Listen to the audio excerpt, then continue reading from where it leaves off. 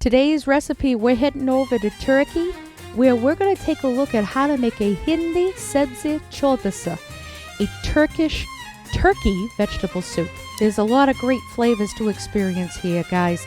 So, welcome to Conky's Creative Kitchen. My website is at kcknh.com. Find me on Facebook, Instagram, YouTube, and Provecho.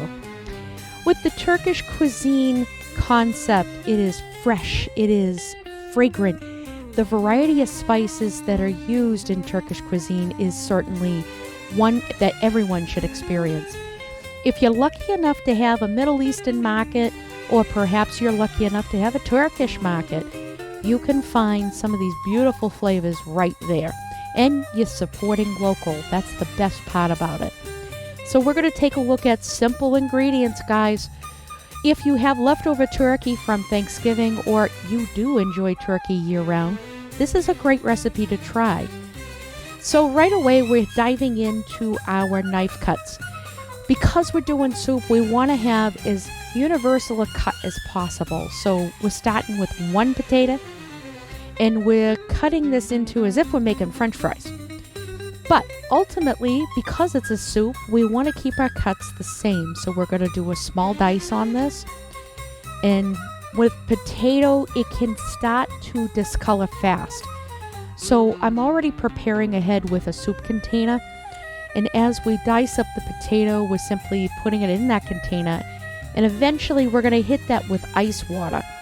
That's going to help prevent any problems associated with oxygen changing the color, making it taste funky. We certainly don't want that. We're maintaining the integrity of the potato. So into a container, it's just one potato. This is the best part about the recipe, I have to say.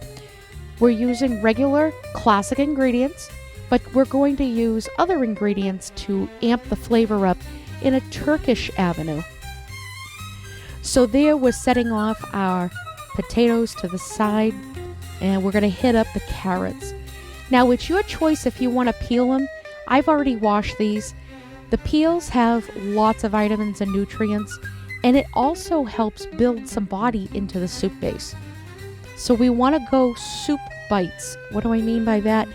We want to be able to have this almost kind of like a stew without it being so heavy. So the same thing as the potato, we're going to do this with carrots. As we cut, we're going to put it into another soup container with some ice cold water. And we're just going to keep adding everything to there so we can keep the product fresh. I'm using heirloom carrots, by the way. You can use regular orange carrots. Onion. We're going to keep the cuts as consistent as possible. If you can, just take note of the even slicing that we're doing, and then we're doing the dice. Consistency is key because we want to try to get this soup to cook relatively at the same time. Now, there is a brightness to this soup that uses lemon zest and juice. Again, simple flavors. We're using one lemon here.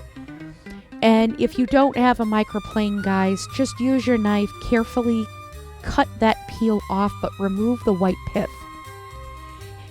I'm just going ahead and squeezing this separately. We build this in stages as we cook this up at the stove later. So that's why you're probably going to see a lot of separate soup containers here. So we're going to get as much juice out as we can. And this really does make a difference in the flavor profiles that we're building. Now, one reasonably sized zucchini is going to do plenty of justice in soup.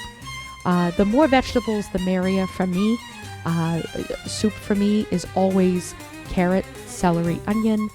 I do love adding zucchini to it for that garden fresh. And as you can see, we've got that perfect bite. That's going to take some heat as well as maintain integrity when it's in the soup base. And we're just basically doing a quarter cut here, nice bite-sized shapes. Garlic. Disclaimer, I use a rude amount of garlic. I'm not ashamed of it. You will need to consider how much garlic you prefer. It does make a difference to at least balance all the flavors, so garlic is very necessary in this. For a lot of soups, garlic really does bring it home. I actually used about 1.5 ounces of garlic in this. So we're going to work with vermicelli, these beautiful mini threads of pasta, very common in Middle Eastern and in Turkish cuisine. You can find it at regular stores if you're fortunate enough to live in a diverse demographic. And the best part is we're only going to use half of this package. So we're going to set that aside. We're going to go back to our prep. Now, scallions are an optional thing. I like garnishes for my dishes, and it just adds a whole other element to the dish. So if you're into it, go ahead and dice up some scallions. Again, another soup container. I like to try to keep everything neat and orderly. So into a fairly sized pot, I probably used a 5-quart maybe even a 6-quart pot. Don't really remember. I just know I made a lot of this. We're going to use some olive oil, some butter, salt, and pepper. Both are key in controlling the heat so we don't burn anything. And once we have this medium-high heat action happening, we're actually going to make sure everything is at the stove. And when it comes down to working with pasta, we're doing something you probably are not accustomed to. We're going to take half of that bag and we're going to toast this. You are actually seeing this. You are toasting up vermicelli noodles. Why are we doing this? Well, whole flavor profile exists when you brown the vermicelli. It has beautiful nutty notes to this. And you'll see the changes in the noodle here. You can see that as the heat hits it, we're losing color. Now gradually this is going to start changing color as you cook this, and this is one of those things you have to stay put at the stove because this can burn wicked fast. And you will see right in front of you the color changes even here in the video.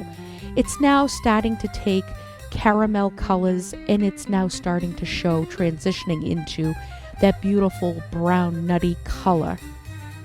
So we do eventually take that out of the pot. Again, butter, olive oil, salt, and pepper, controlling the heat as best as we can. We're going to start adding our soup vegetables. So immediately hit it up with your potato, your carrots, your onions, the zucchini. You're going to actually let this sweat itself out a little bit, but we're not going to develop a fond. Even if you do develop a fond, it's not a big deal because eventually we're going to add our stock. For now, though, we just want to sweat out the veggies for about 5 to 10 minutes before we add the rude amount of garlic. And that's another your call you can make on your own. And we're going to bring over our spices. We're going to throw in some cumin seeds. I always recommend a teaspoon to start. You're more than welcome to adjust that to your own liking. That gives a nice warm element to the dish. I love that probably more than the average human being. Cardamom powder. I typically start with 1.5 teaspoons when I'm doing a soup. It's usually more than enough, especially for the size of soup I'm making. This is za'atar. This is definitely something you need at the Middle Eastern store for this recipe. And of course, we want to add mint. Wouldn't be a Turkish dish without it, guys. Dried mint goes in, and you're going to start mixing this up, and all the moisture coming from the vegetables are going to hydrate those spices, and you're going to have this facial of awesomeness. It's beautiful. Right away, you're going to start seeing everything get evenly coated. And now we're at a good point. We're just going to bring our noodles to the side because I want everything close by because the soup is going to come together fairly fast. So the key elements here, keep stirring your veggies periodically. We don't want them to brown. We just want to make sure that we're maintaining structure here. So periodically, we will stir the pot. And as you can see here, the color changes are happening. The green of the zucchini is brighter. The orange from the carrots is brighter. And you can see the potato and onion are losing that bright white color. At this point, it's probably been about 10 or 15 minutes, give or take. Here's my leftover turkey from Thanksgiving that I'm adding to the pot. And the nice part about this, it had some turkey fat in there, which is perfect.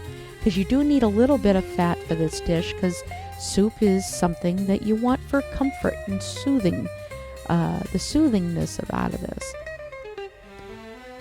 So I've added probably a solid pound, give or take, but I definitely have to say turkey stock is so important. If you're lucky enough to spend time making it, the dish is beautiful. Of course, if you don't have any, just find one that you can trust that doesn't have salt, because you need to control it in this dish. And we did go happy with this on my homemade turkey stock. And you'll see the brown color, that is normal. This is very normal, because if you're like me, you roast your turkey so you get some concentrated flavors. And eventually you're going to start seeing some colors of green coming through from all those dried herbs you used. And here you can see that we're about 75% of the way done with this. And it's all a matter of bringing it up to temp now so we can finish cooking the rest of the vegetables. As you can see, we are now probably about a half an hour into the cook. It doesn't take long for this to come together. And you can see the spice is now coming up here. The fragrance of this is going to drive you insane. It is delicious. And now that we have a small boil happening, we're going to add our toasted vermicelli.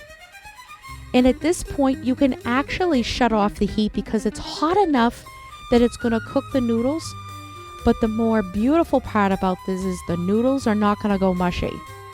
That's the best part about toasting them. We're actually increasing integrity when we toasted them earlier. And it's going to give this a comfort level that you've never experienced. So with Turkish cuisine, there is a very common ingredient, pomegranate molasses. I'm actually going to hit my soup bowl with that.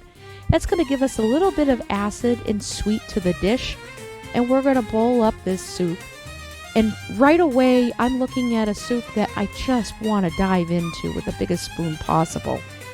Healthy, delicious, not more than a half an hour to come together when it comes to the cook, guys. And it's beautiful and fragrant, and it really hits the spot when the seasonal allergies kick in. So, as always, be sure to like, subscribe, and share. Thanks so much for joining me, and I hope you have a great day.